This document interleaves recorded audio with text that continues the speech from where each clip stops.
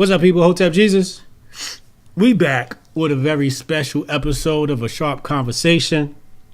I'm your host, Brian Hotep Jesus Sharp. Feels good to be back.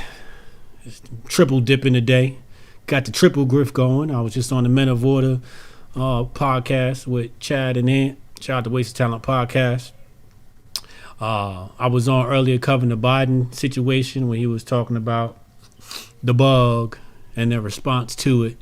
And I'm back now with a very, very special guest to speak to you tonight and provide some education. Take this moment to get your pens, pads, iPads, and all that ready because there's going to be a lot of information that's going to get dropped. We're going to educate people tonight.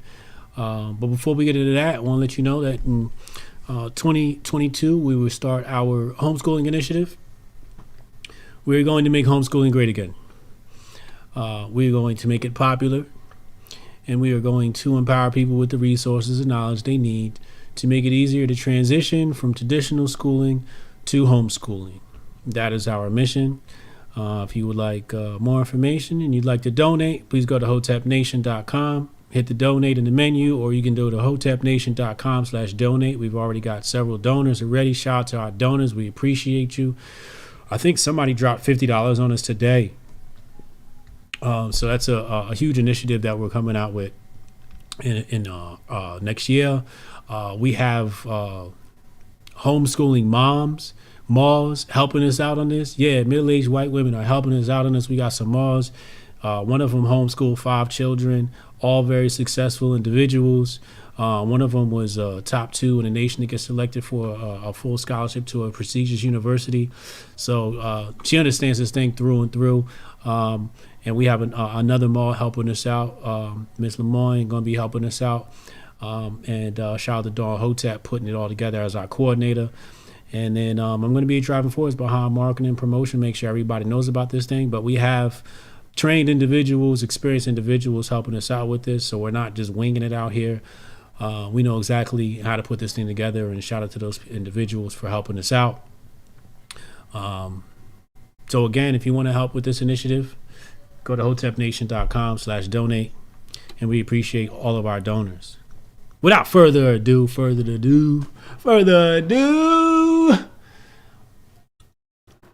Hoteps, when you become Hotep, like one of the first things that you cover as a Hotep is the body, right? The human body. Like, science is like, most people think it starts with like ancient Egypt or something like that. Nah, the science starts with the human body. But one thing we know is that we defer to the experts.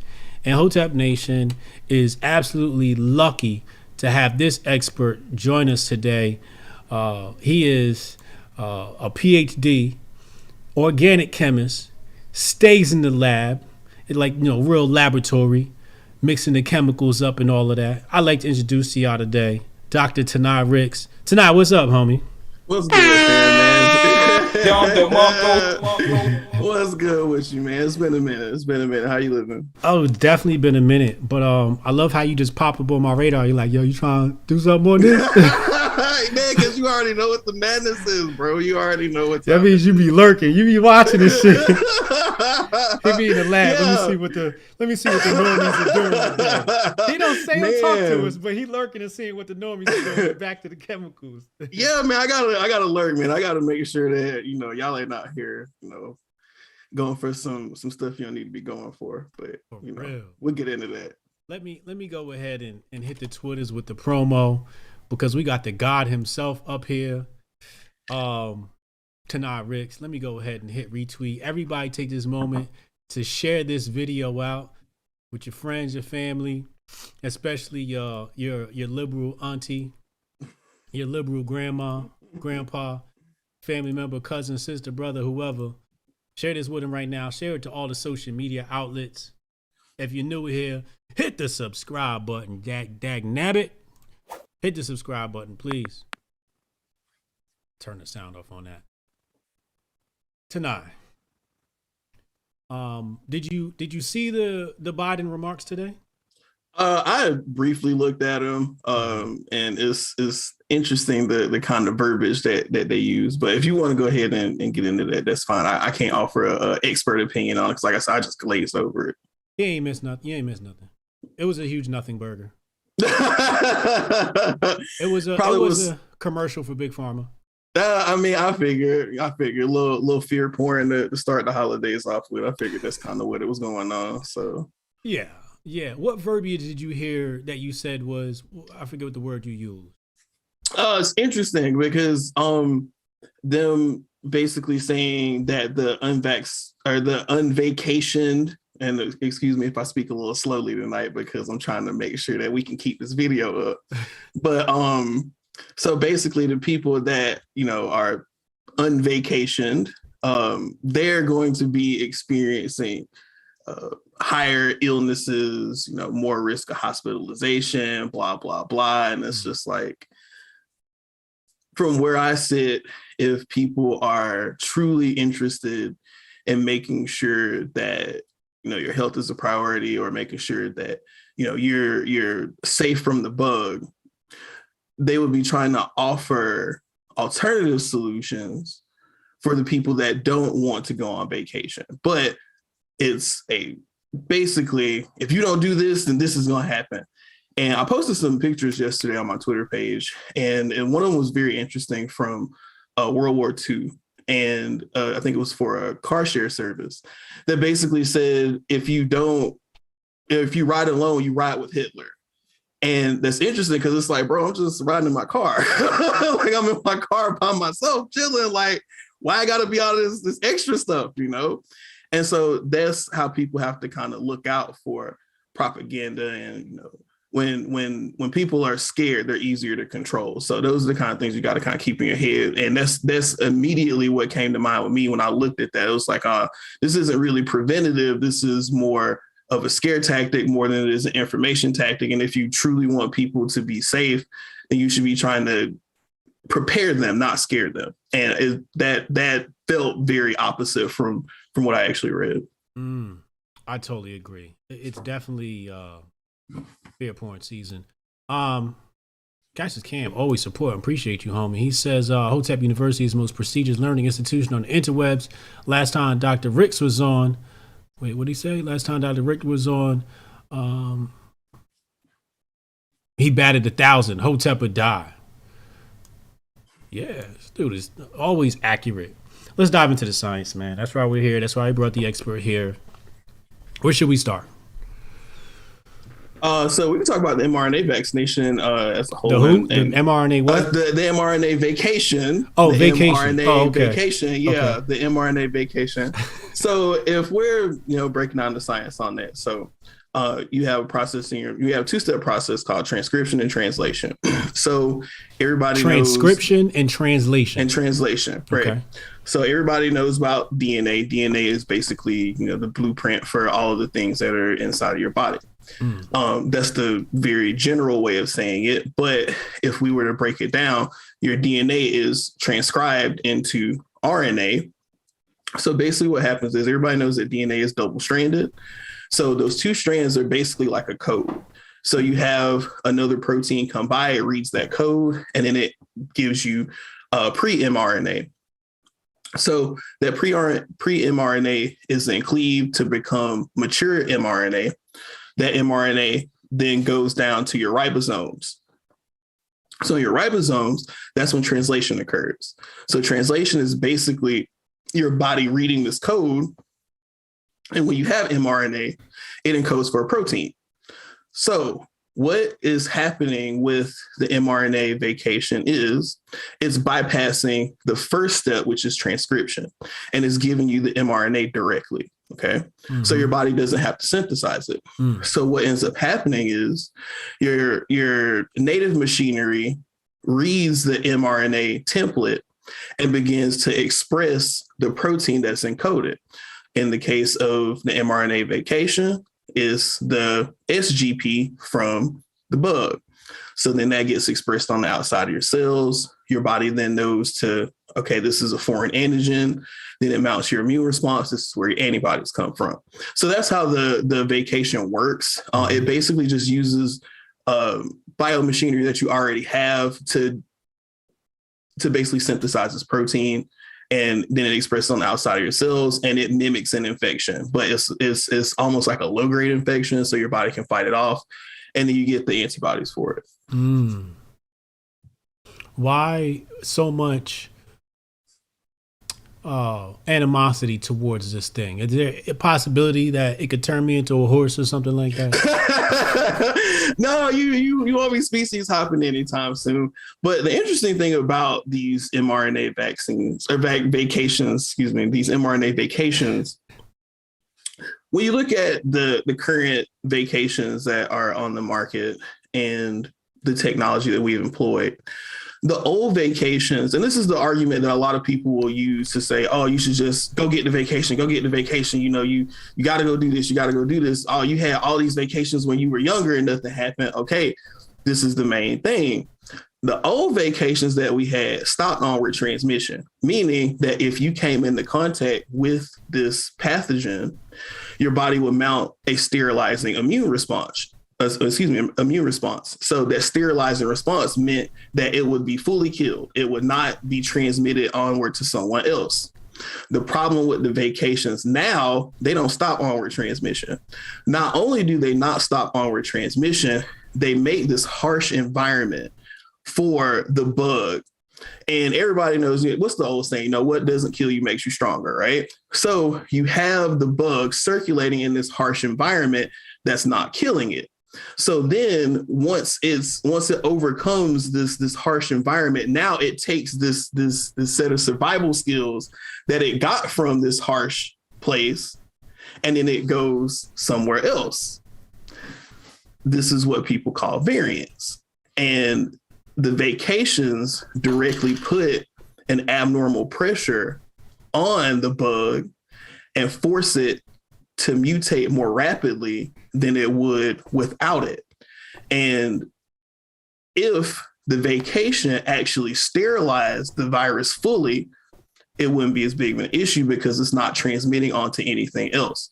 But as long as the bug is allowed to mutate, as long as the bug is allowed to unreally transmit, it's going to mutate. And it's going to mutate more rapidly if you put it in an environment that is harsh but not deadly. And that's why we're starting to see all of these different variants come out. So it's like saying we can send people to executions or we can send them to the gulags. And you go to the gulags and you get to the gulags and you start lifting weights, right? So the bug is lifting weights, is getting stronger. It's like, oh, this harsh environment making me better, right? It's got a lot of time with itself. So when it comes out, it's not the same as it was when it went into the gulag. Exactly. And now it's like going to take that out on the next individual. Exactly. And so the big kind of set off to that let people know that this was a valid direction for this virus to go in. So one thing a lot of people don't know about, so I don't know if a lot of people remember this, but there used to be an antimicrobial that was put in the hand soap called triclosan. I don't know if a lot of people know about triclosan, but what it did, so it was, how in the commercials they would say that this hand soap is 99% or 99.9% effective against microbes, blah, blah, blah, blah, blah. It was because of triclosan. What was happening was people were washing their hands with triclosan, and people already don't wash their hands good. A lot of people, you don't realize that, but you don't wash your hands well. So what happens is you start to wash that stuff into the pipes and into the drainage. So it's killing 99.9% of bacteria. What's happening to that 0.1%? So triclosan basically trained these bacteria to be resistant to the mechanism that it used to kill the bacteria. So this is where a huge explosion of MDR bacteria came from. So now they're talking about all these MDR superbugs now. That part of that is because of triclosan. They actually had to outlaw triclosan because they realized it was creating all these MDR bacteria, and it was a huge problem for the hospitals, right? And see, this is what happens when you use a therapeutic that's not fully sterilizing and it only targets one pathway. And this is why natural immunity is more comprehensive than vacation immunity, because it's targeting different parts of the bug. It's not squeezing one aspect of it like the vacation is. So when you just target one thing, the bug is like, all right, well, we'll switch this because you're not bothering anything over here. So we'll just switch this up so you can't touch this anymore. And that's exactly what's happened with the Omicron variant, because there's 3 amino acid mutations that have made it more vaccine resistant. So more vacation resistant. That has this is a travel channel. We're talking about travel here. Right? And you talk about you said the Omarion. The Omarion. Okay. The Omarion in the vacation. We love music over here. So it's made it more resistant. And if you look at the mutations, what's happened is, and typically in these scenarios, the virus becomes more virulent. And when it becomes more virulent, typically it means it becomes more deadly. There are other caveats that sometimes people will use to say that the virulence is coming from hyperpathogenicity, which basically means it's spreading more. So the new mutations on the vacation have allowed it to evade typical antibody capture and recognition by the immune system. So it's opted for hyperpathogenicity over virulence. But even if you look at what the original bug was doing, it wasn't that virulent anyway. So it's very hard to step up from something that is fairly innocuous to the average person to something that's deadly for everybody. So a lot of people will point to, because I think I referenced the Andrew Reed paper about Merrick's disease in chickens. So a lot of people say, oh, well, this is more mild. This is more mild. It's like, yeah, but the original bug was mild to begin with. So what, you got mild plus now? Like, are you really going to be able to distinguish between that? Because it's not really doing anything to anybody to begin with. Yeah. So if that's the baseline that we're using to predict this, and like, you can say it's more mild than the original one was, but we really know that the original bug was pretty mild itself too. So you're comparing. Go ahead.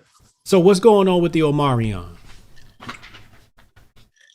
So the big thing that's happened is, and if you need to take a drink, feel free to take a few seconds, get your drink. I could read some super chats. I'm good. So the big thing that's happened with the Omarion is, like I said, there's 4 new amino acid mutations. 3 of them have allowed the bug to escape antibody capture. And the interesting thing about the Omarion, as I'm sure everybody else knows now, it was found in 4 fully vaccinated people. Fully vacation people, or fully vacation people who did happen to be vacationing in South Africa. Wait. Say that piece one more time. These are people that happen to be vacationing in South Africa. No, before that, leading up to that, what'd you say? You said people. Go ahead. Oh, it was found in 4 fully vacation people. Okay. So that gives more significance to the theory that because the vacation does not stop onward transmission, it's going to create an environment. It's going to make more Ninja Turtles. Exactly. Exactly. Not the sip.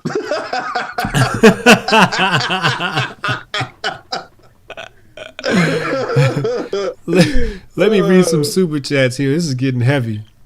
Cannon Hotep, salute. Dr. Ray's about to set us straight. Get familiar. Yeah, you already know. Chad Lemoyne, 1999. Shout out to Chad. He said from the beginning, when there was no time allotted for vacation, they did everything they could to downplay natural and other remedies. And I told you to wait inside your home until vacation time was unlocked. Drew, shout out to Drew. Appreciate you. Said thank you for the support. Chat, Hotep and Bill, man. Yeah, welcome to the Hotep Travel Services, where we discuss vacation all across the globe and music too, like Omarion. Okay, so Omarion's doing these dance moves, and it's creating new Ninja Turtles. And so stomp in the yard. Omarion's just actually, I guess the vacation is stomp in the yard and created Omarion. Right? Omarion, the new Ninja Turtle. So this is the 5th Ninja Turtle. Omarion has mutated to become the and Shredder gave us a speech today that was full of garbage. Isn't it crazy the comics got us talking like this? Man, it's wild. You gotta code your own language just to tell the truth, man. We thought we'd be living in times like this. Yeah, it's wild times, man.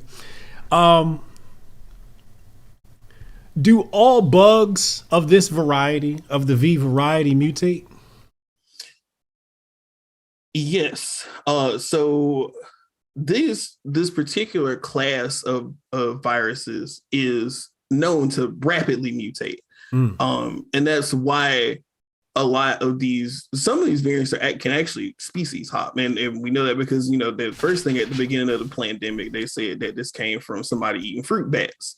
So we know that, the bug can hop species, and it takes a couple of mutations for it to hop species. So is trying to, and these coronaviruses, like I said, in general, they're mutate very rapidly. And when these things happen, and this is another thing I want to point out too, they're only telling people about some vacations. We really don't know how many variants are out there now, because some of these variants, they have what's called loss of function mutations. So essentially what will happen is you'll have an amino acid mutation happen, and it'll completely lose some kind of virulence trait, and it'll be benign. But because those don't lead to any kind of infection, they're not tracked.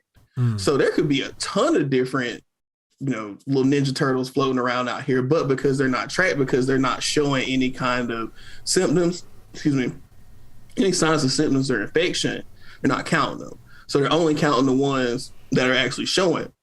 So if we actually knew how many of the loss of function Ninja Turtles were out there, then we would have a more complete picture of how rapidly the virus is mutating.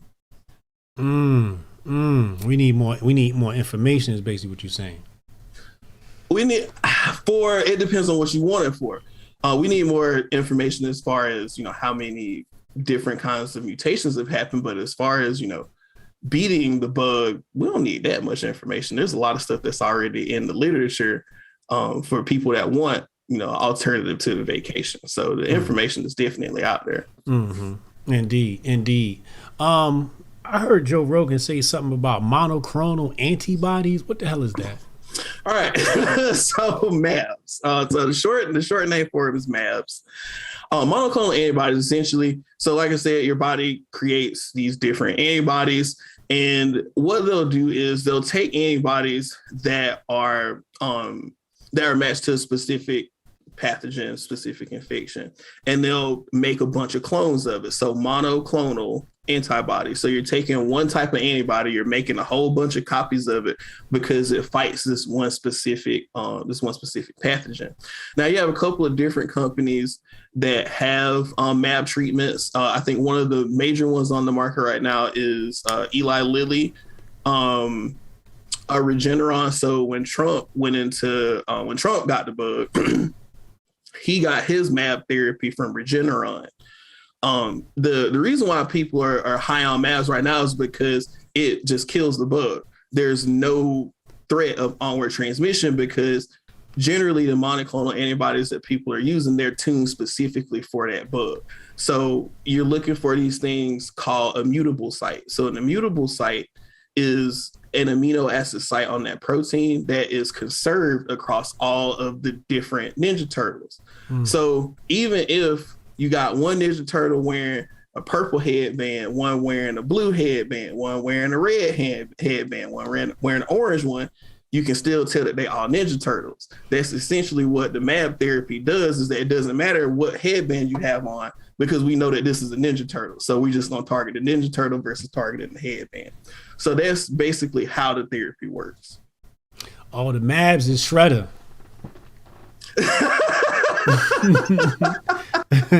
Okay. Yes. That's a good way to put it. Yes. If we were in a universe where Shredder always wins after every episode. Yes, that's exactly. Yeah, that's where we'd be at. Oh, interesting. The big hang up with MAB therapy right now is that the infusion times are very long. So I think they're getting them down to under an hour. But obviously that's not super practical for, like if you have an infection, you got to go do some stuff. You got to sit inside this, infusion center, sit in there for an hour. You let them, cycle the stuff through your blood, and then you come out, you're good. but they can only most facilities only have like 8 infusion chairs. Okay. So it's just not right now. It's just not practical. But for the people that can afford it, it is a very good alternative to things that are on the market right now. What's the average price I should expect to pay for these? Ooh, it's experimental. I think most people can get it covered through, and I'm not 100% sure on this, but I think that I've heard some reports of people getting it covered through the insurance. But I think that this is people that have had their insurance for a while, because some of the insurance companies are actually not covering you anymore if you have any kind of vacation related conditions. So a lot of companies are kind of hesitant to cover what's going on with some of the long-term effects that can happen. So I don't know the exact numbers, but if it is a therapy that if you have insurance, and even if you have the monetary means, it is an alternative that you can ask about depending on where you live. I don't know if there are a lot of these infusion centers out there. Mm-hmm. I know that there's some in Texas for sure. Yeah. But I think that you do have to travel quite a ways to Let's say I don't have insurance. Well, am I expecting to spend a couple of racks or a couple of hundreds? Ooh, I would definitely. I mean, if I had to guess, if you had to guess, I would at least $1,000. Okay, because you figure, I had to guess, with the labor, the doctor doing the thing, and okay, and the drugs themselves, right? So you have to pay for all of it. Yeah. Okay, the infusion time, the people actually take care of you and stuff. So right, yeah.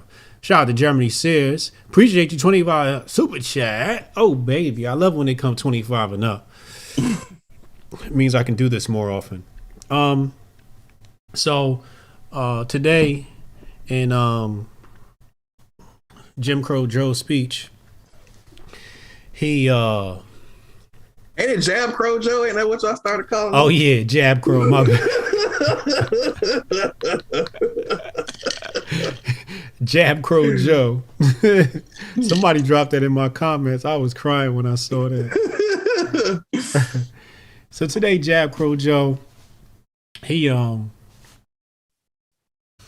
mentioned that the people who aren't going on vacation are, more likely to die. There's more of those deaths than people that have gone on vacation.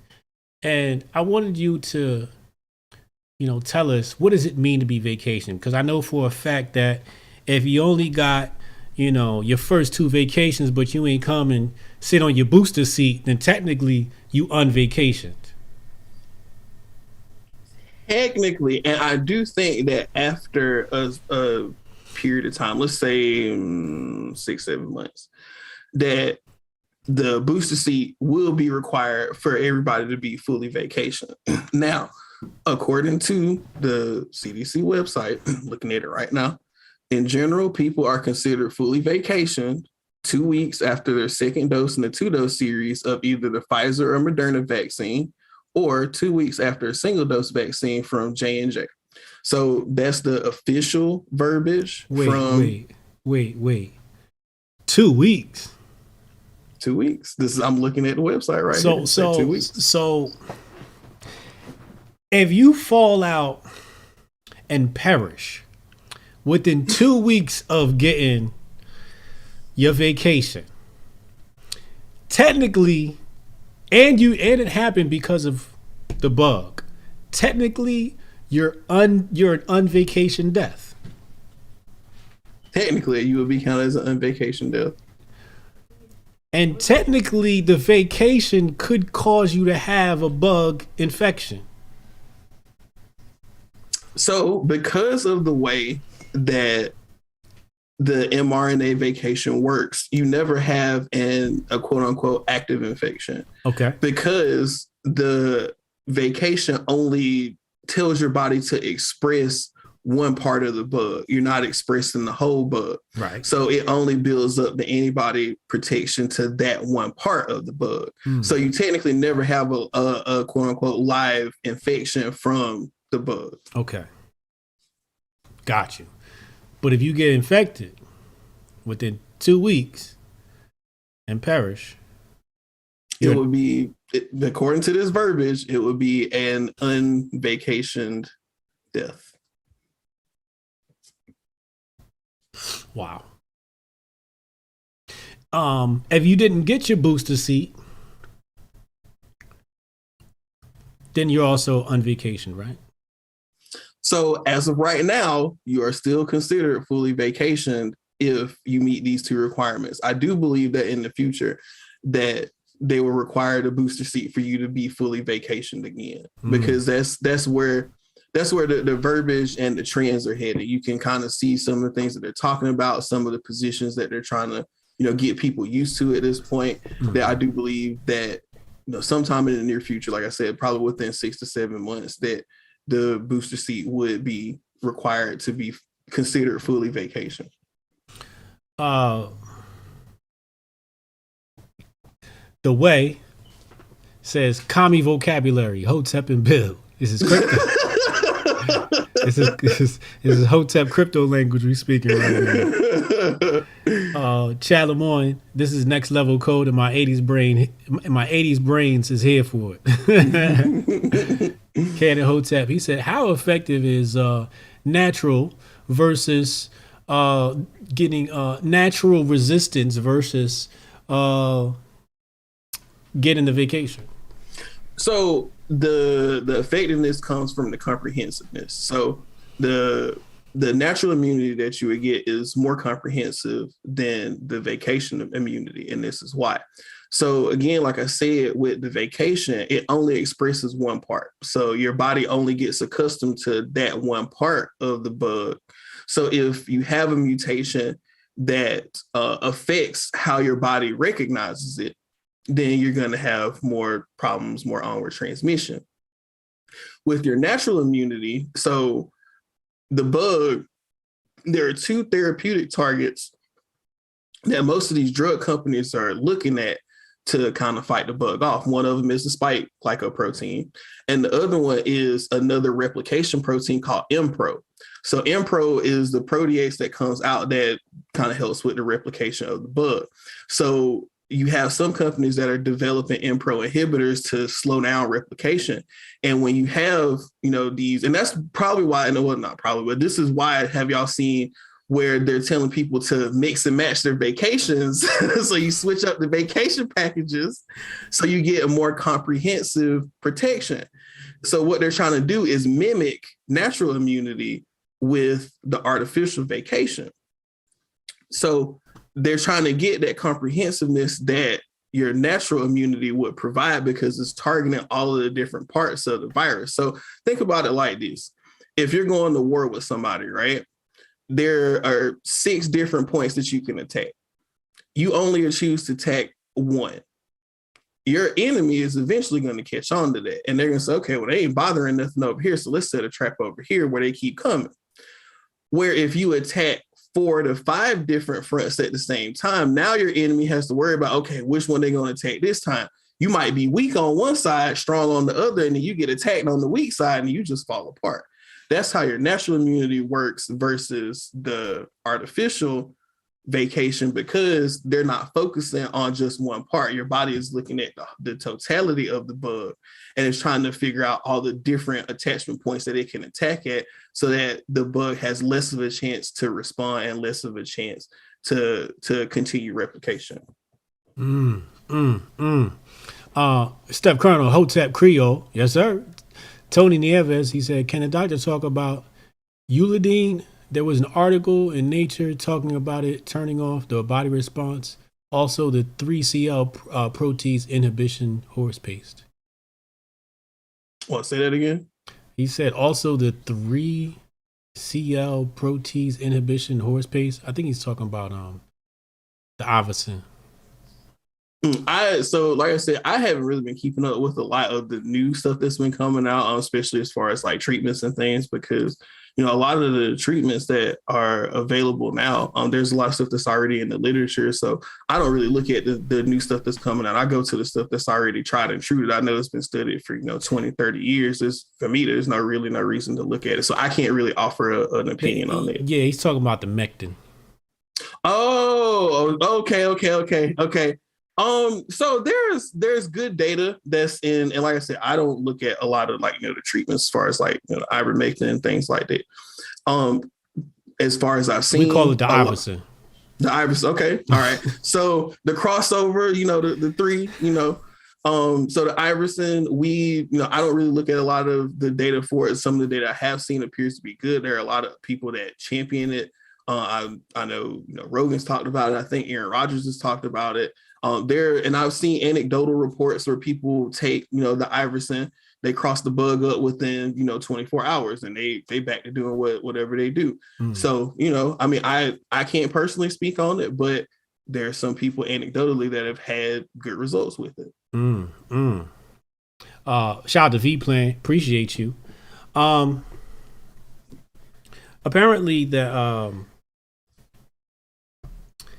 you can go to the hospital with a broken leg, perish, but if you got the bug caused you to perish. In some instances, that is true. This is true. In some instances, that is true. So let me read the official verbiage from the AAMC.org, and they're talking about how death causes are recorded. And this is per CDC guidance. So part 1, when they're doing the death certificates, right? So it says part 1 asks for the immediate cause of death, followed by any conditions that led to the immediate cause of death. So they say, for example, in some cases, the immediate cause is, in some cases of bug cases, the immediate cause is an affliction that arose from the bug, such as pneumonia, while the bug gets listed under that as an underlying condition that led to the death. So in other words, the bug is what caused the pneumonia, which is what caused the death. So they would count that as a COVID death or as a bug death.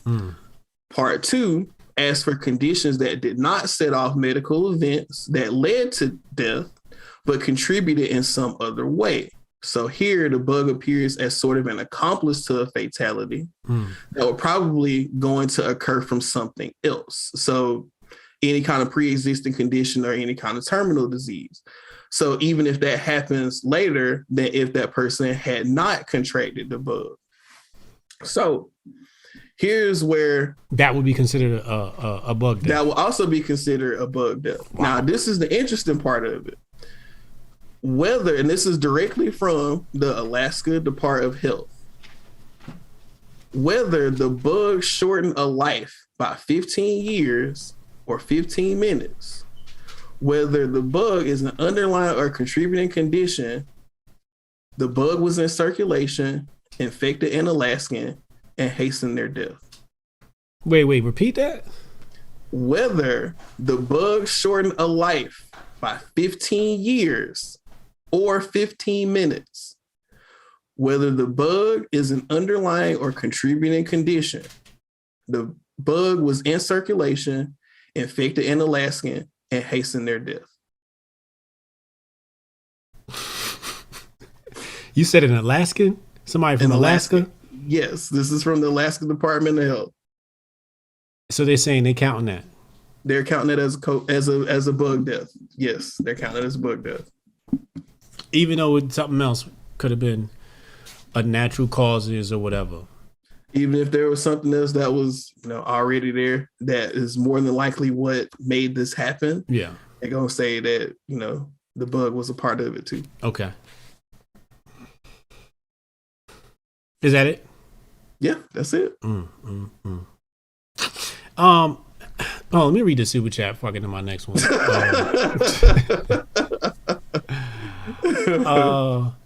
No Sleep Till Brooklyn says, is there any evidence to support the alleged super immunity after recovering from the Omarion? So recovering from it, and this is just pure speculation for me, because this Ninja Turtle is different, but has some characteristics of the original one, I do believe that your natural immune response that will be mounted towards this would cover a lot of the other possible Ninja Turtles that are out there.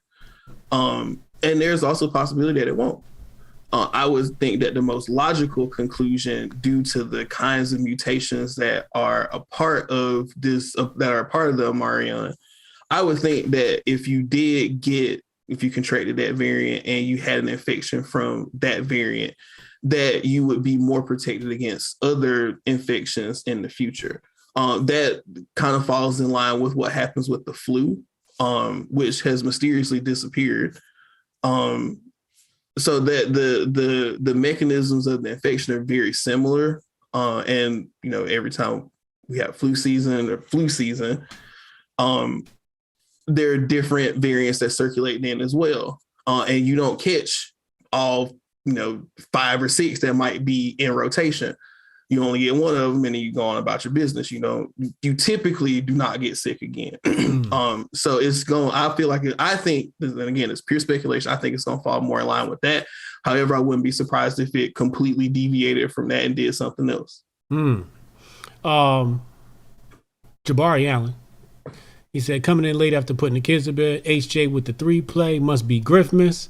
Hotep and Build. I love having Hotep doctors to go against mainstream media lies. We need more of this. Word up. Shout out to Uncle Hotep. I know he was in the chat earlier. Make sure y'all subscribe to Uncle Hotep's channel. David Murdoch. Oh, man. $50 super chat. Gotta dance on those.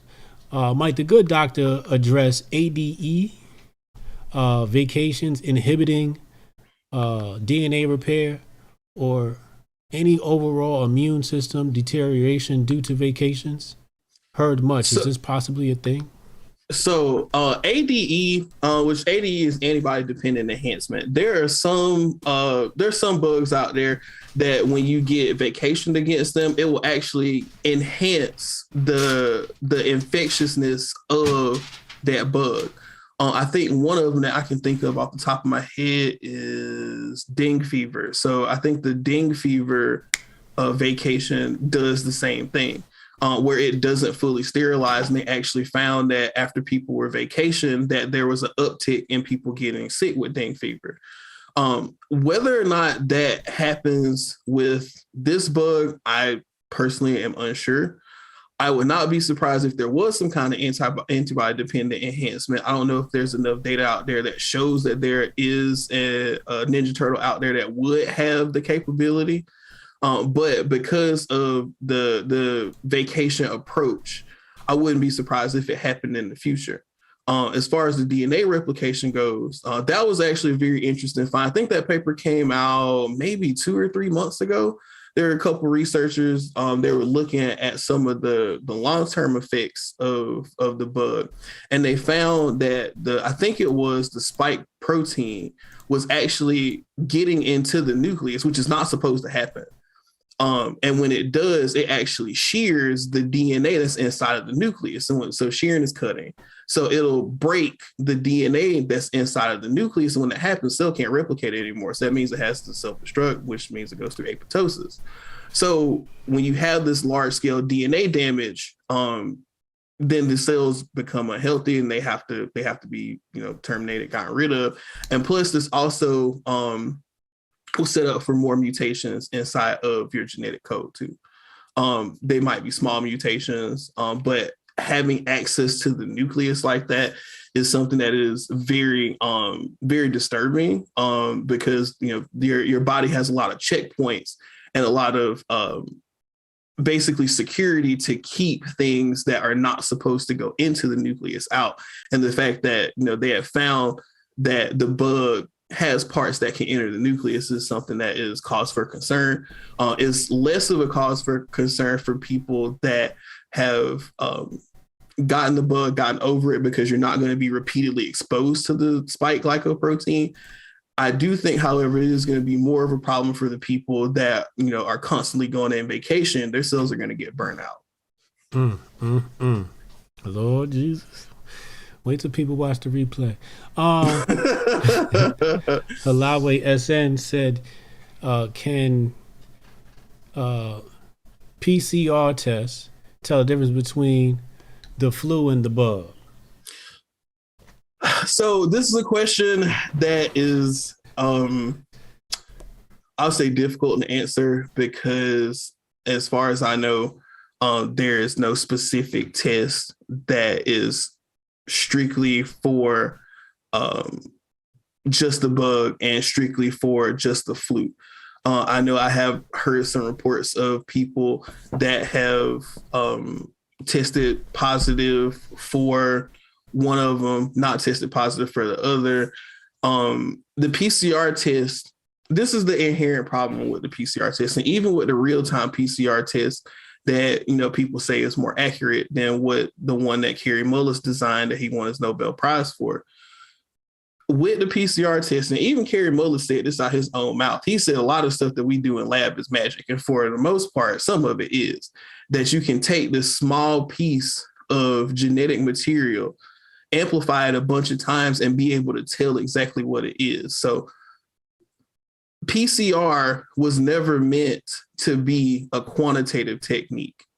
It was only meant to be a qualitative technique where it could tell you whether or not something was there, but it could not tell you how much of it was there. And that's the problem with the PCR test in general, is that, and I know we talked about this on the cast before, but when they were using the PCR test at the beginning of the pandemic, they were using the cycle counts. They were way too high. They were using the cycle count threshold that was known to cause false positives. So not only do you have a test that is not meant to tell you anything quantitatively, you're also running it at a cycle count that's so high that's giving you false positives. So somebody that has, you know, pieces of this viral RNA still lurking in their body, even though their infection is cleared, is testing positive the same way that somebody that's, you know, actively replicating. And that was the big problem with the cycle threshold counts, which everybody kind of knows about that now.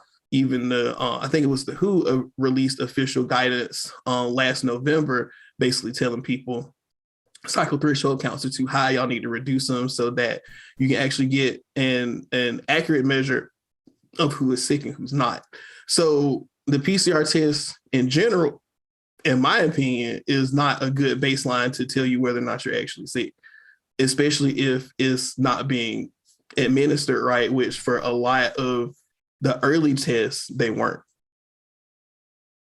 And Biden has committed to giving us some of these wonderful tests. I believe 500 million are going out of these wonderful and great and effective tests. Chad Lemoyne, he said, this is how come I don't use a travel agent. They always want to send you on vacation sponsored by their friends. And that's so true. That's very true. When I have an unexpected time off, I just spend it in nature because that's what God intended. This is great. That's great travel advice, Chad. Great travel advice. Monique said, do you have any information on women/men who are on vacation being exposed to secondary side effects? People who have been on vacation, such as with the blood clot and etc. Thanks for this live, HJ. No doubt, Monique.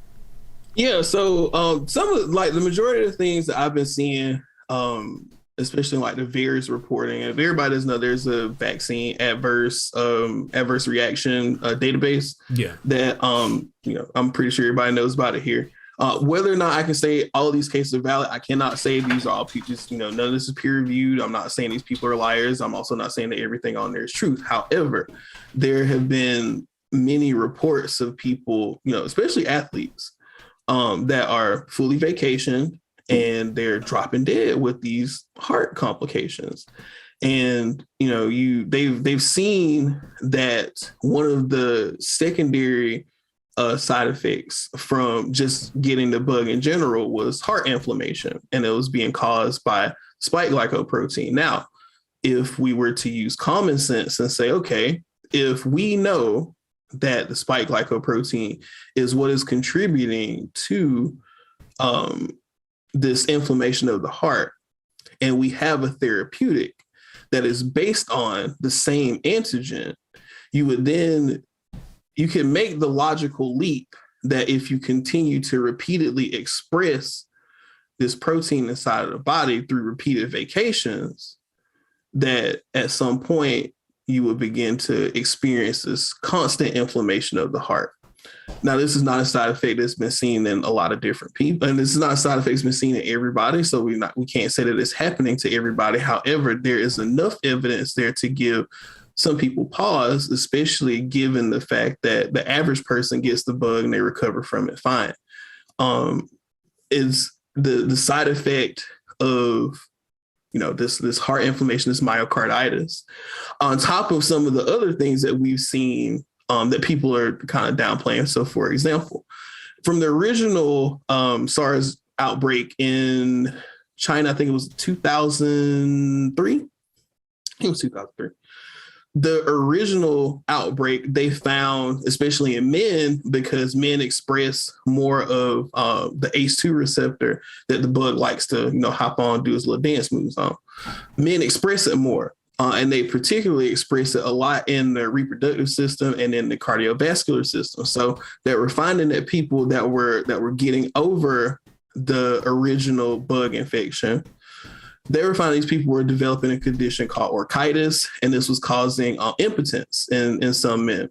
And so there were some researchers from Miami, I want to say sometime last year, I want to say October, November last year, that found that they were finding the spike glycoprotein in the testes of men that were either infected or were vacationed.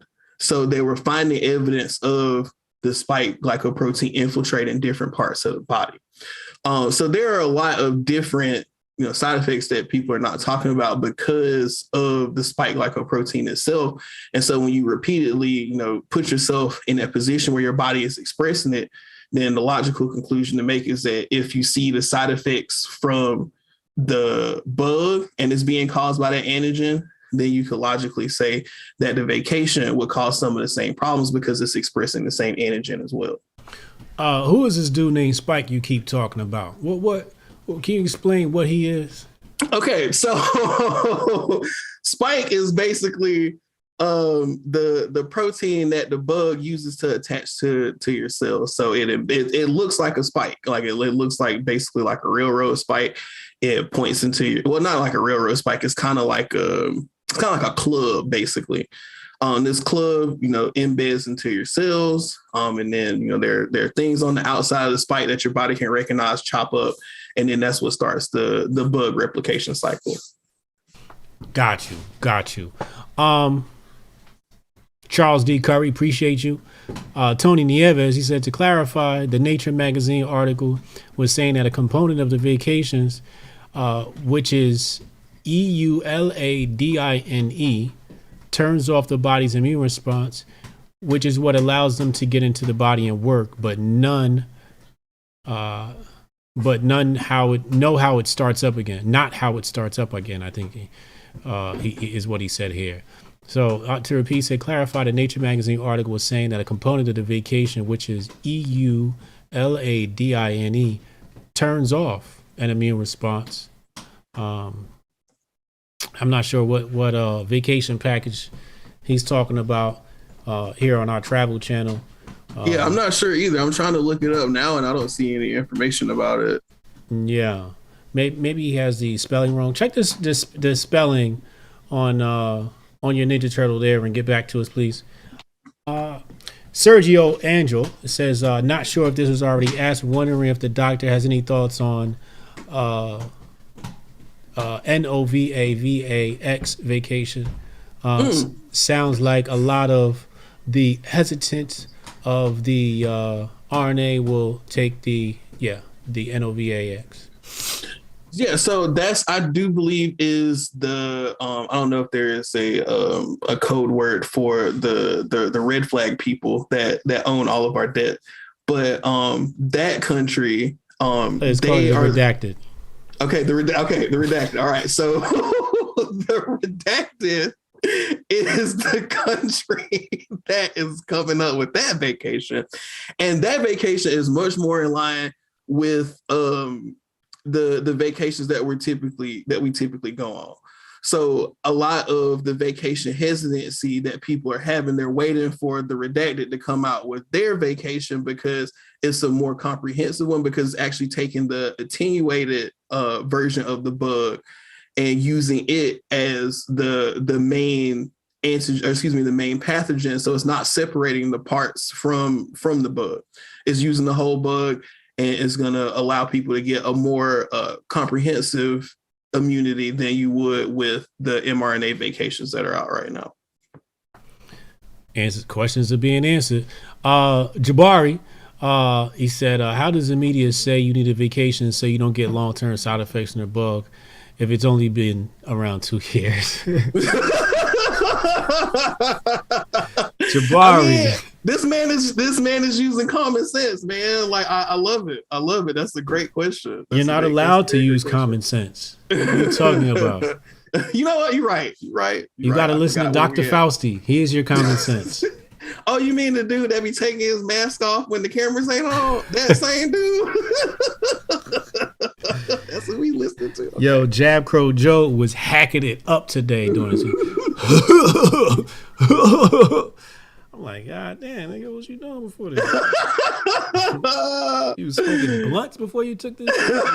Hey, they say marijuana help out with the bug, so hey, you know, he might have been back there. Dude, puff pass. Let me tell you something. Marijuana helps with a lot of different things. It does. I remember one time I had a stomach bug, right? And that's when it's coming out of both ends. Pause no homo on this story, by the way. So I'm sitting in the bathtub, soaking. Now I got the curtain closed. The curtain's closed. Homies can't see me, but I hit the homie. I'm like, yo, I need some bud. Right?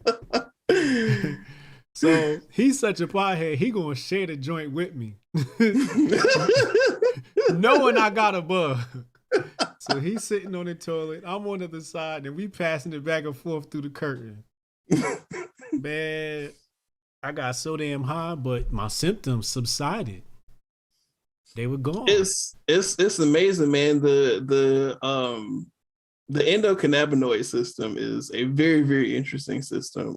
It modulates a lot of different inflammatory and pain responses that are in the body. So the more we learn and use the plant for its intended uses, you'll see a lot of great benefits that are natural. You won't have to worry about any kind of pharmaceutical side effects. Yeah, I've moved away from recreational use. You know, occasionally if I go over to homie house, but I haven't seen a homie in several months now. But I moved away from personal recreational use. And choosing to use it only, like I had the bug 19, right? I had the bug a couple of weeks ago or whatever, and it had me down. And the first thing I thought was, man, I need a joint. You know, I know. I just knew I'd feel better if I had a joint. You know? That's why I was actually talking to somebody about that today. You know, they were just kind of checking in on me or whatever, and she was like, "Oh, you know, is there anything else that we should be concerned about?" And I was like, "Treat it like the flu, because that's what it is." Like, you know, there's nothing else that you really have to do outside of that. You know, and this is kind of what lets me know that, right? So if you look at some of the things that are already, you know, on the market have been proven, you're starting to see a lot of things get delisted, and specifically from, you know, online retailers. Perfect example, N-acetylcysteine. So probably about, I want to say sometime during the summer, resellers on Amazon started getting, is there a redacted word for the Bezos empire? Or are we cool? We can mention them. That's fine. Okay. So Amazon. So near the summertime, Amazon started sending out emails to some of the supplement resellers that were selling on their platform, basically telling them that they could no longer, if they were using N-acetylcysteine as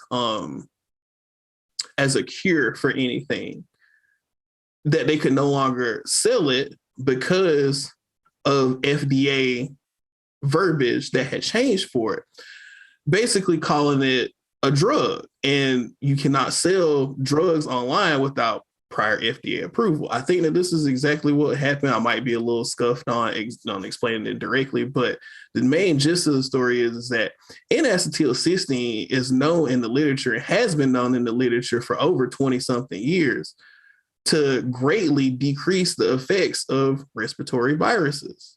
So it's interesting that, you know, we're a year and a half into the pandemic, And all of a sudden, this very cheap, very accessible amino acid precursor is now being labeled as a drug. So now it's not as accessible to people that would want to go online to buy it. It's still available online. You can still, get it from, bulk supplements. I think is one place that you can get it, in fairly large quantity. But a lot of these people couldn't sell NAC anymore because of that drug designation. And it's interesting that it happens now because nobody really talks about N-acetylcysteine just in regular conversation. So why is it that now we have all these lovely vacation packages that now the cheap destination, the cheap flight, the Spirit flight is no longer an option? You got to fly first class with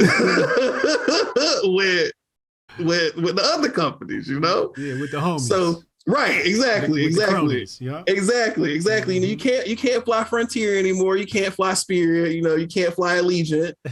You got to get JetBlue, no JetBlue, no JetBlue. You got to get the premium vacation package that might not even take you where you want to go. So we got some of the worst travel agents ever. So that's where we at with it. So oh my lord.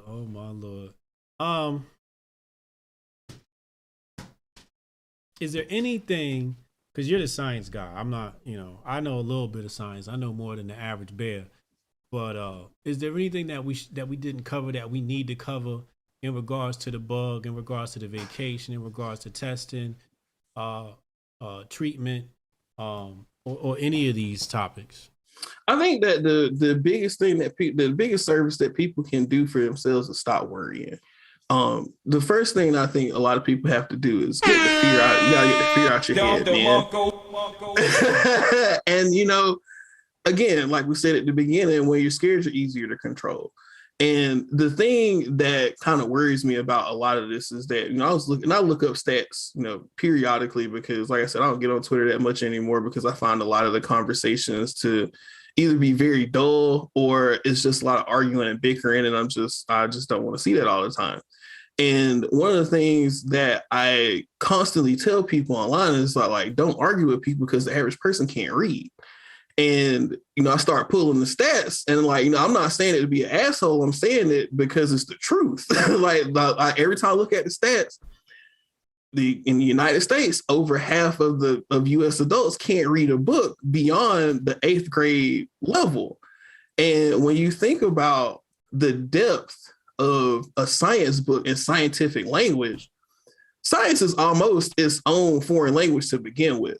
So you add that to the fact that the average person can't read, they don't even have a baseline to understand what the literature is even telling them, because you can't put high level words together. And that's what a lot of scientific jargon is. And so that's why a lot of this stuff is inaccessible to the average person. And when you see, somebody on TV telling you what to do, you just defer to them because in the back of your mind, that you don't have the intellectual depth to really challenge what they're saying. But that leaves you in a bad spot because I've made this analogy before. Everybody talks about how, we have all these rogue cops in the system that just want to kill black people and do all this and do all that. And they don't pay attention to anybody. They're just rogue cops. Y'all don't think there's rogue scientists too? Whenever you give somebody that kind of power over your decisions for your life, you're basically giving them the keys to kill you or leave you alive. Like you don't want to put those kind of decisions in the hands of people that don't have your best intention at heart. And what understand is all of this stuff is for profit.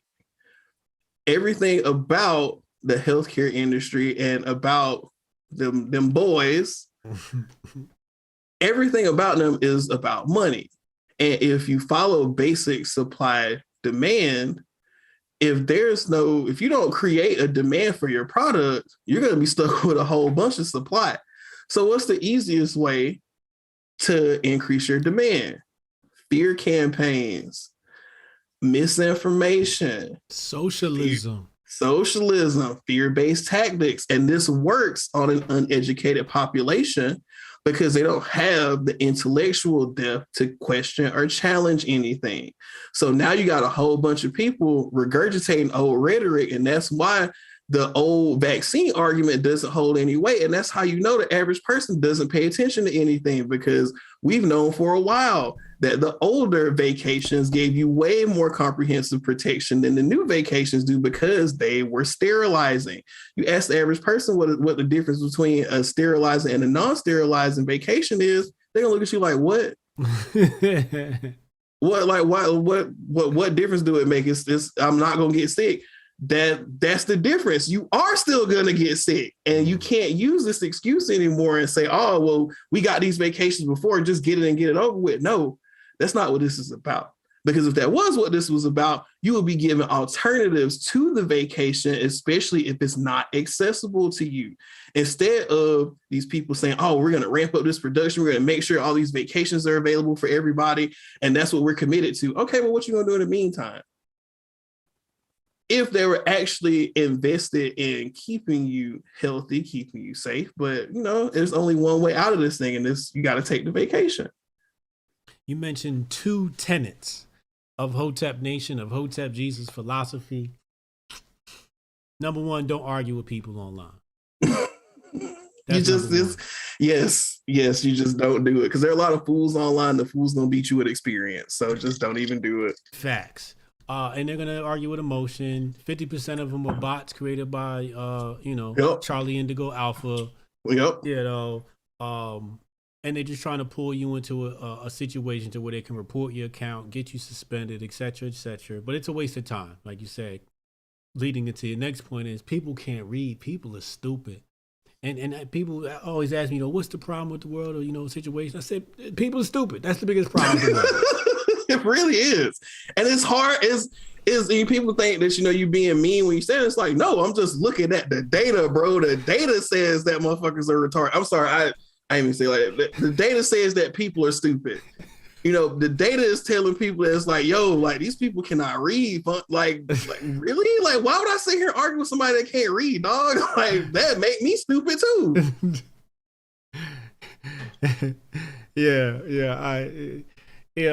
And if people weren't so stupid, the powers that be wouldn't be able to pull this shit.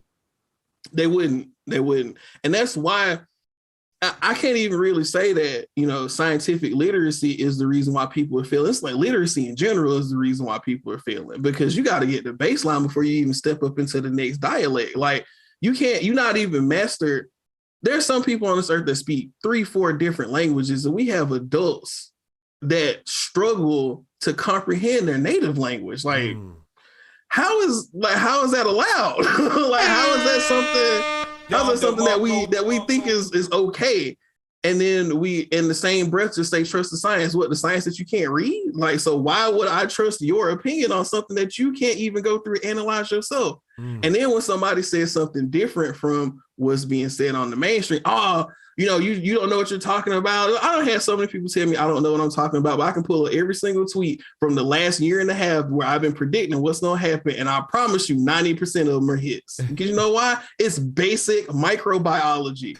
But the average person can't read basic microbiology because you can't read in general. So why would I sit here and argue with you? Another thing that resonated with me was you said, your absence from wanting to involve yourself in social media, right? So pre me getting the bug, I was already turned off. I'm like, I'm just hanging out with a bunch of stupid people. And I don't want to be confused with, I don't want people thinking I'm one of them, right? Right. So I got the bug 19. And part of the bug 19 was I don't even want to see my cell phone. Like, I want to heal completely, right? So I avoided everything. I didn't even speak. So when I came back, I couldn't even use my voice because I hadn't spoken in like a week or something like that, or 2 weeks. So I opened my phone up one day and I look at the Twitters and I said, these people stupid. That's the exact face too. Every time you look at it, it's just like, ugh. That is closing. I'm like, you know what? From now on, I'm gonna exist in the real world and share what I can on social media. But you know, if I showed you my, you know, my count for how long I stay on Twitter, it's like probably under 30 minutes a day right now. Maybe even less. It might be 15 minutes, you know. Yeah, that's kind of where I'm at with it too, man. Like I go on there and I try to support the people that I really like, and people that I started the whole social media thing with, and people whose content still resonates with me. I get on and I try to retweet their things and things like that. But beyond that, man, I don't really spend too much time on Twitter anymore. Is you start to see the effects of othering. And this is one thing that I do want people to understand. And when I first started talking about earlier this year, I think it was that tweet that got retweeted by Joe Rogan, when I was talking about like the history of medical malpractice and medical experimentation in the United States. A lot of, and I started bringing up things that specifically happen to Black people. A lot of people want to say, oh, well, they're just giving the vaccine to, white people, trying to be a smart ass about it. But see, this is what people don't understand, is that when you have a precedent for evil set off by an institution, it don't matter what time period it happened in. Because if you're capable of evil back then, you definitely capable of evil now. So I see what has happened to people that look like me historically and know that with lesser tools, they were capable of this. What you think they're going to do when they got better tools now? Now they can hide it better. Now they can tell you, oh, no, yeah, we'll give you this data. We'll give it to you about 55, 60 years. Oh, but y'all reviewed it in a month. We know what we did, but we know what we finna let y'all do. Y'all finna do it in this amount of time. We did it in this amount of time because we did this. We the people, we say what goes. Okay, cool. So again, when you see things like that, you know that there's a historical precedent for it, you shouldn't be surprised. A lot of people don't realize that a lot of the things that we have today are because of gross medical injustices and medical malpractice. A lot of people know the story of Henrietta Lacks. A lot of people know about the Silver Spring monkeys. There are a lot of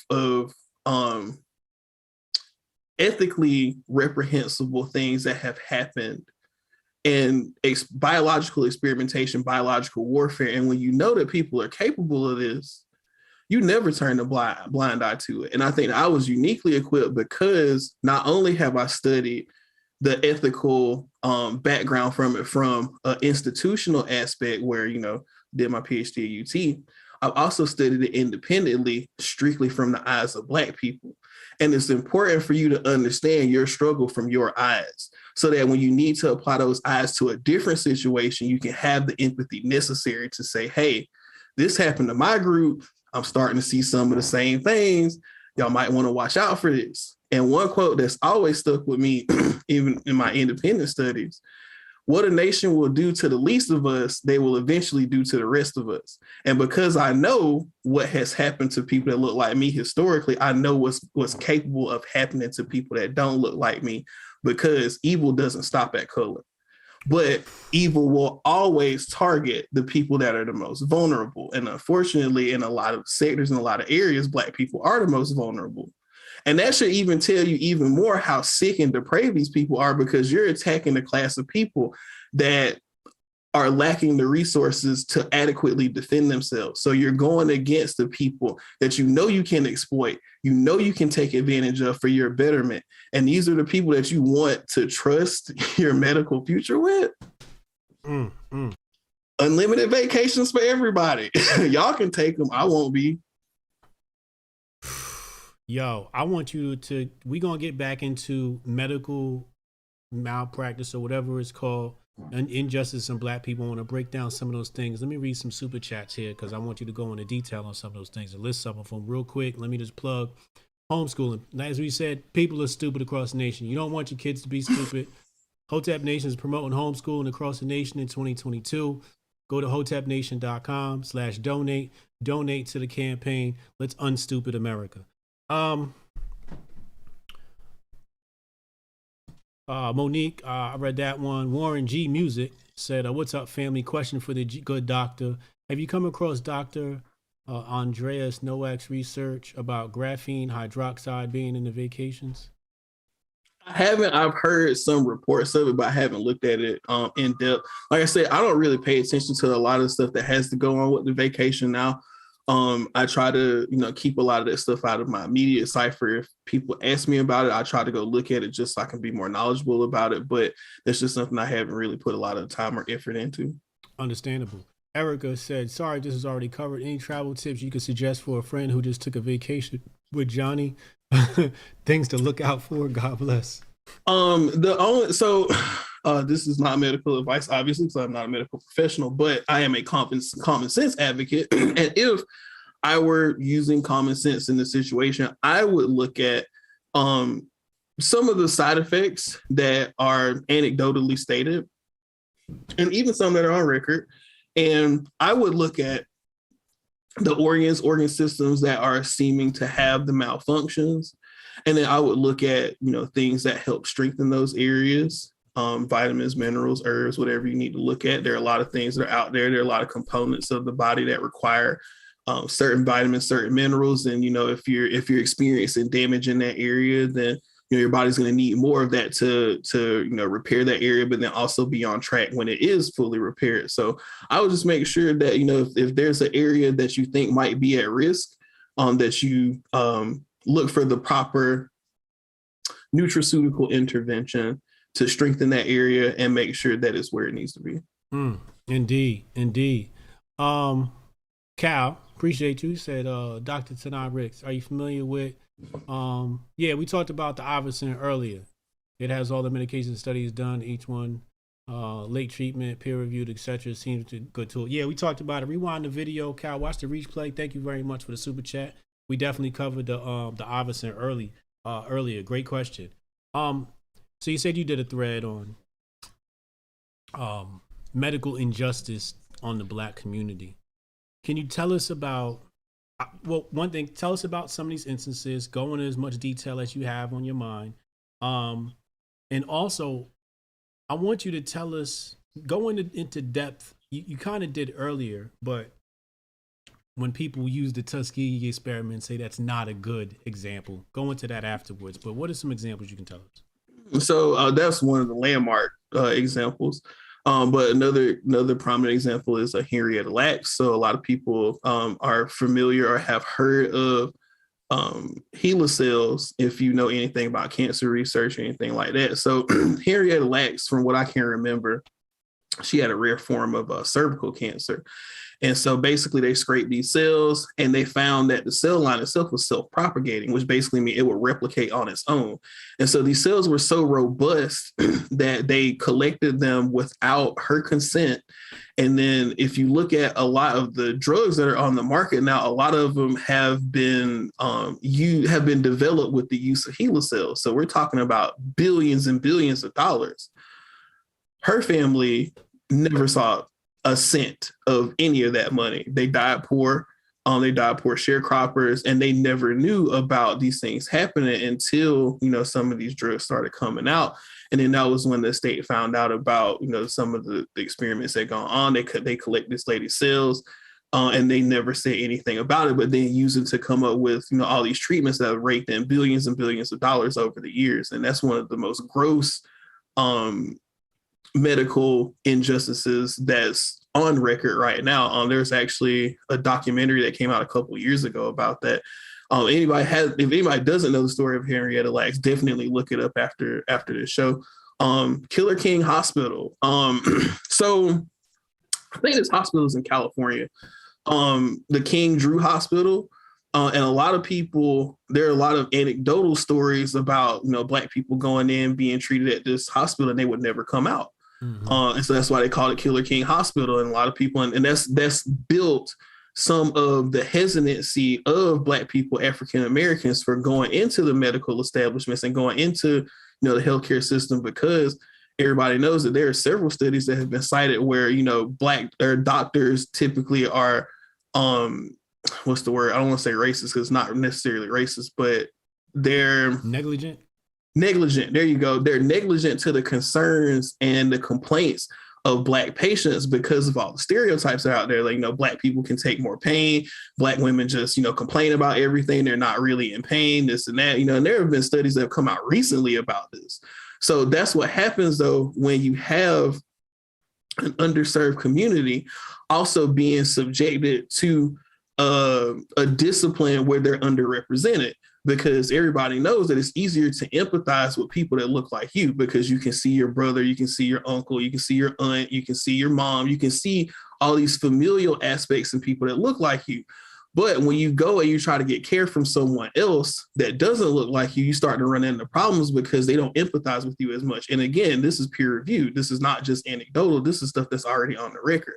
So when you look at the problems uniquely for Black people, you have the Tuskegee experiments, you have Henrietta Lacks, you have Killer King Hospital, you have J. Marion Sims, the father of modern gynecology that did all these experiments on slave women. So ladies, when y'all, get your gynecological exams done that y'all think are uncomfortable, imagine what these slave women went through, because they did this with no anesthesia. These were all experimental.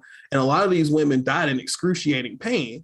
And when you know that this is the history of these people, then you know what they're capable of. And that's not something that you can ever forget, especially if you know that they have more tools to do this now.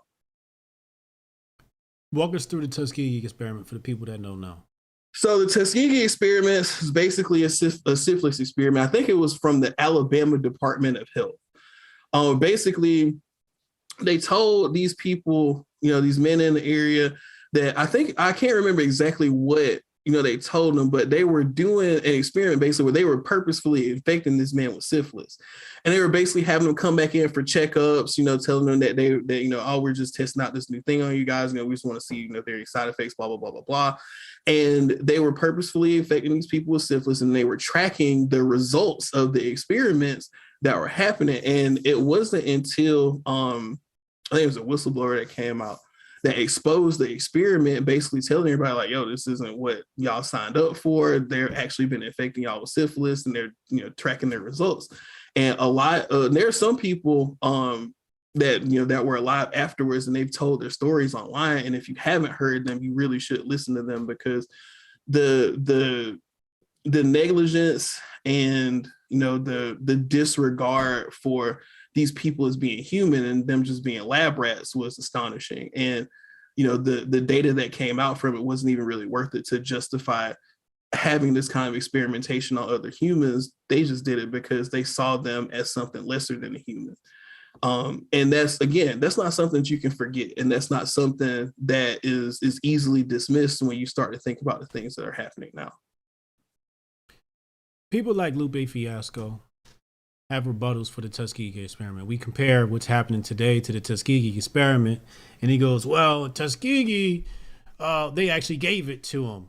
They didn't give him the remedy. Today they're giving the Negro the remedy. So it's a bad comparison. How do you rebuttal that argument? When has the government ever given anything to the Black community free that was actually good for us? Like, that's a basic that is a basic verifiable question that rebuts all of that bullshit, dog. I hate these arguments so much, man, because if you ask that one question, bro, when have these people ever given Black people anything for free that actually benefited us? When? I'm trying to think too. I mean, it's people will have their little justifications for getting a vacation. And this is my thing, man. I don't have a problem with it. You are free to do whatever it is with your body that you want to. That is your God-given right. It is my God-given right to do the same. And if I don't want something experimental being put into my body, I should not be forced or coerced to do that, because you want to go outside and you want to be at brunch and you feel like you scared of the damn flu to where you want everybody else to stay inside until they get vacation.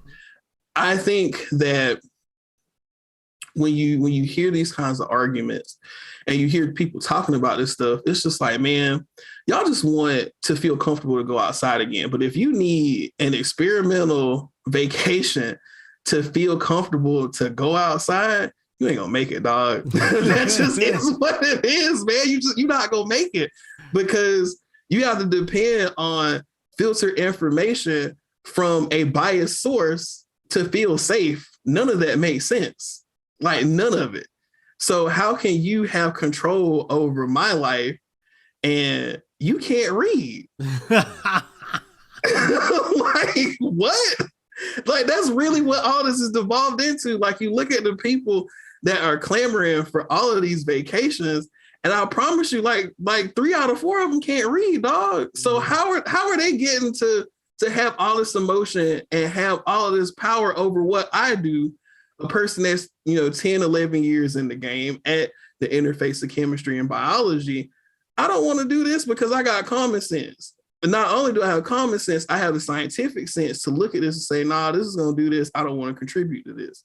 Meanwhile, the person that can't read that's on their 5th booster seat is sitting here telling me that I'm a menace to society because I'm on vacation. Like, that's the world we live in, man. We got all the stupid people making decisions for the smart ones. And then we wonder why we in this mess. So this could have been over, well over a year ago. People just went outside, bro. Like it's literally that simple. Like, all you had to do was go outside and do what you wanted to do. That's it. That's all you had to do. And you can still do that today. That's the thing. It's like you can still, if everybody collectively were to just say, you know what, we ain't doing this no more. And you just go to work and act like ain't nothing going on, what they gonna do, fire you? Well, what's funny about that is New York had said, hey, everybody got to stay home, right? But New Yorkers were still going to the strip club, Uptown was still popping. As they should. And everything was, they was like, what? We stop getting money, stop having fun? Yeah, all right. It wasn't until the Gestapo came around that anything actually started shutting down. Like they had to send the Gestapo out like, yo, you can't be open. Mm-hmm. So New Yorkers were doing that, Uptown, so on and so forth. And there's still some New Yorkers now, like some of them went and protested in the private institutions like, Applebee's or something like that. They got arrested, and I mean, it couldn't be me. I ain't got time to be arrested. I think it's stupid, but help me comprehend this. I think it's stupid to go protest someplace you're going to get arrested, but at the same time, I'm like, I'm glad you did it. Like, like at least somebody stood for something today. Right. No, I respect it. I mean, I get it. And you know what? This is the reason. Let me tell y'all why they're doing this in New York and California. Because every time you turn around, you always hearing about all of the wild shit happening in New York and California. Yeah. New York and California are the only 2 states in the United States, to my knowledge, that do not have any kind of legal protection, legal or moral protection from forced vacation. All the other states do. They at least have either a religious exemption that you can file, or they have a moral exception that you can file. I think one of the places that does both is Texas. So that's why you start to see a lot of the progressive stuff that's happening with the bug happening in Texas, because you have more legal protection. You don't have that legal protection in California and New York. You think I'm lying? You can look it up. There is no legal recourse for anybody to fight any of this stuff in court in either one of those states. So that's why, exactly, that's why all that stuff is always happening in New York and California. So people got to understand, okay, if I start seeing the same thing happening in a specific area, there's got to be a reason why they're doing this. Because even if I look around here, man, folks in Memphis living, dog. Ain't nobody been in the house since May of last year, man. We've been out the house. Like, ain't nobody got time to stay in the house here, man. And it's like that all across the South in general. Georgia's been open the whole time. Florida, Ron DeSantis. Shout out to Ron DeSantis. I don't know anything about him outside of his political history. All I know is he got the biggest nuts on the planet right now, because he was one of the first governors to say, listen, we ain't locking down no more. You come to Florida, you're going to be free. This is what it is. If you don't like it, leave. Yeah. And Florida is one of the places that has one of the lowest incidences of the bug in general. What's funny to me is we call it the Jab Crow laws now, right? Shout out to the individual that put that across my desk. The most hesitant people are, you happen to be in both categories. Mm-hmm. PhDs and black folks. Mm-hmm. Most hesitant. Now let's put PhDs aside for a second because we know they're hesitant because they know how to read. Right. Now, black people, we all know how to read, okay? The majority of us, yeah. But we got some damn common sense. That's true. That's true. Which goes a long way. So it seems as though when they start pushing these mandates and they start talking about the unvacationed, really what I hear is them saying, you niggas, get your ass out of the white only section. That's all I hear. You know, what's wrong with you niggas?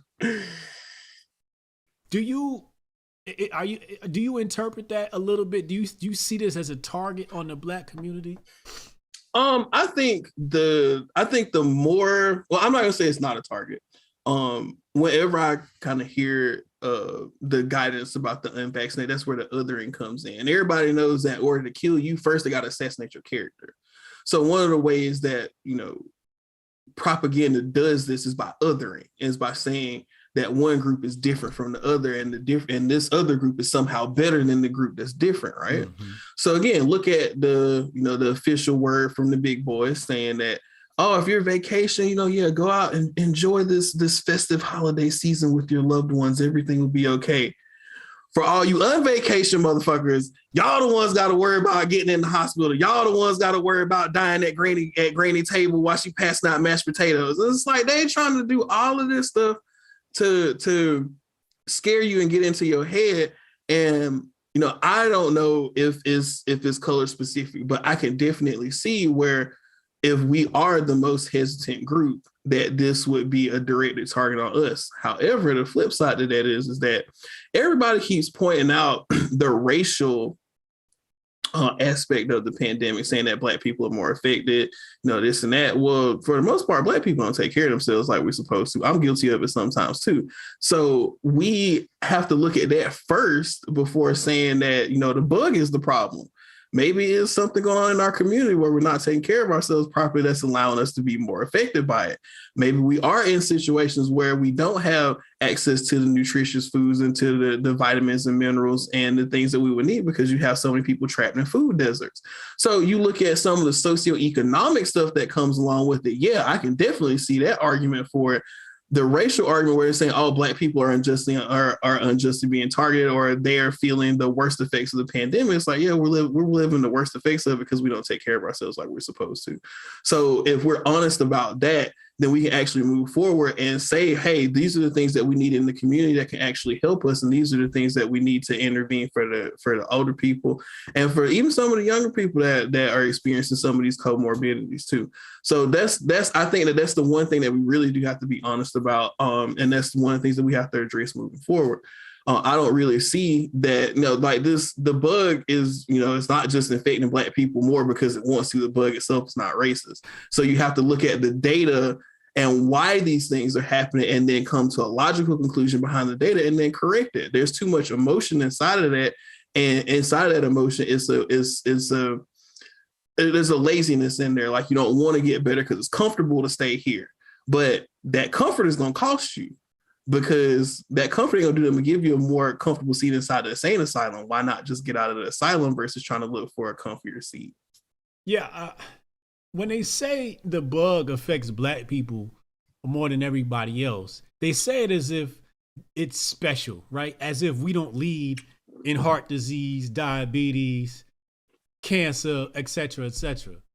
And again, we have to look at what is the cause of that? And obviously it comes back to, like you said, the kitchen. We got to look at the kitchen first. What's happening in your kitchen? And if the kitchen isn't conducive to optimal health, then maybe we have a correlation here, right? Let me correct myself. Cal was talking about a website, ivmmeta.com. You ever heard that website? I have not. Let's Do a quick Googles. Darius Hamilton said, "Yo, Tanei, you a fellow Memphian?" Shout out to Darius. I guess he's out in Memphis. Yes, sir. 901. We out here. Yeah. Yo. Pascal, we not asking that question. We're gonna have to do that offline.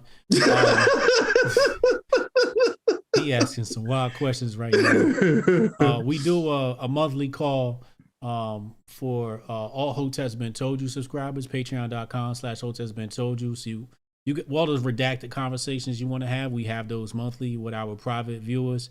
Maybe one time we'll bring Tanei on, and you guys can ask them all those redacted questions. Yeah, I'd love to. And we can speak freely in our private calls that we do monthly. Once again, that's patreon.com/Hotep's Been Told You.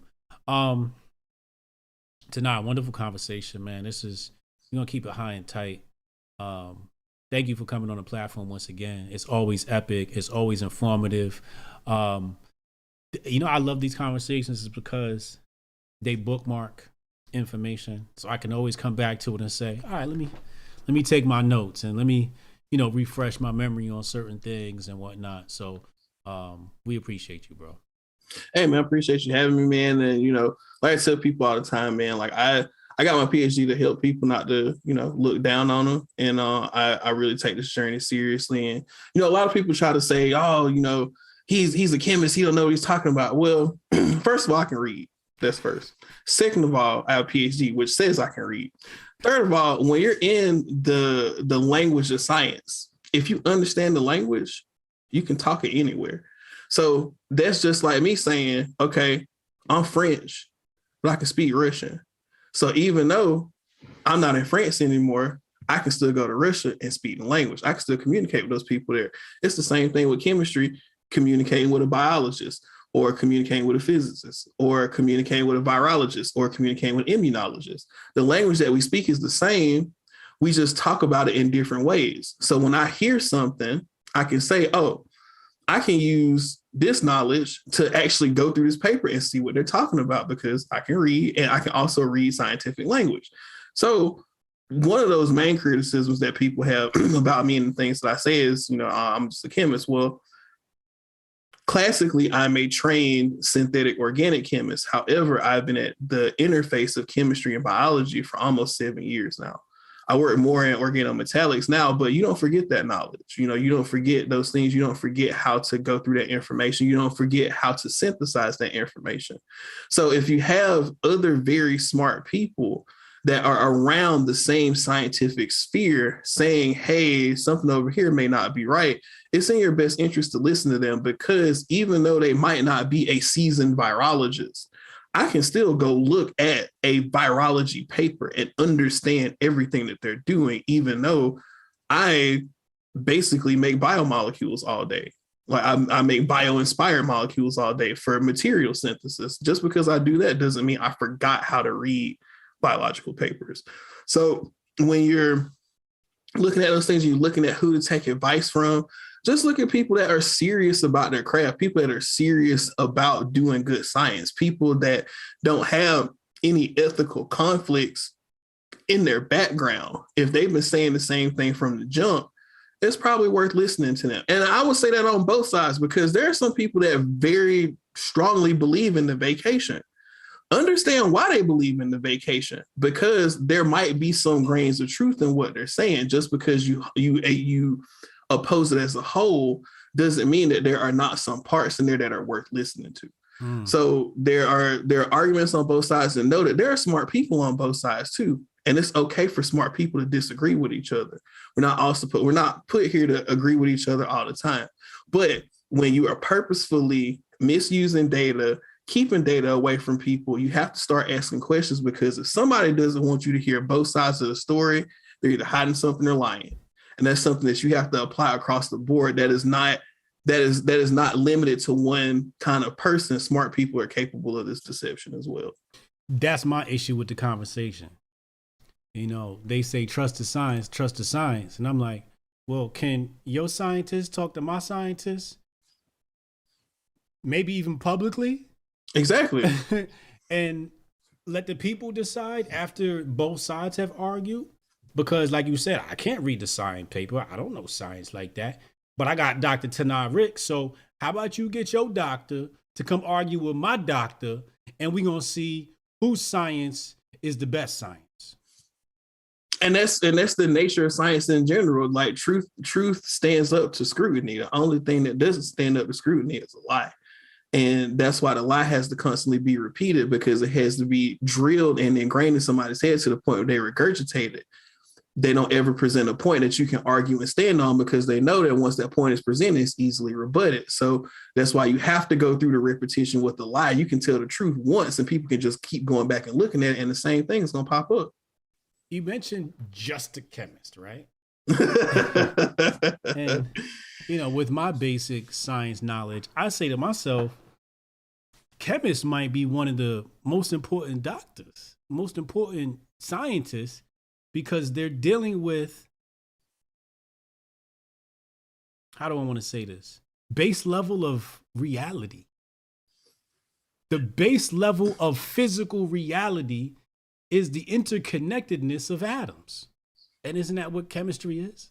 That is what chemistry is, also what physics is too. And like I always reduce it, like the 4 disciplines to me that are interconnected are math, physics, chemistry, and biology, where everything that's in biology is part of chemistry. Like there is no biology without chemistry, because the chemistry of the molecules coming together is what makes biology possible. Correct. The physics of molecules colliding is what makes chemistry possible. The mathematics and the angles of how these molecules collide is where math connects with physics. And so math is actually the mother of all 3 of those, because without math, you can't have physics. Without physics, you can't have chemistry. And without chemistry, you can't have biology. So math is really the mother of all of these sciences. And when you understand, and that's why everybody always talks about divine mathematics, because everything in this realm is arranged on numbers. So if you understand the numbers, you understand how they come together, and you understand the things that they can create. Bars. Oh my God. Jesus Christ. Epic conversation. Ladies and gentlemen, this is Dr. Tanei Ricks. Subscribe, get in tune. Homeschooling initiative, hotepnation.com/donate. Donate. We're going to unstupid America, one mind at a time. So join us in that journey. Once again, hotepnation.com/donate. I'll be back tomorrow night with our relationship show with Wendy Yo. Make sure y'all subscribe and tune in for that. Thursday night, Hotep's Been Told You with Uncle Hotep. We'll be right here on this channel. So make sure you subscribe, turn on notifications, find out about all the shows. And it's not, thank you, man. You just man, it's always a good time, man. It's always a good time, man. You are a God. You are a God. Peace out, y'all. Hotep.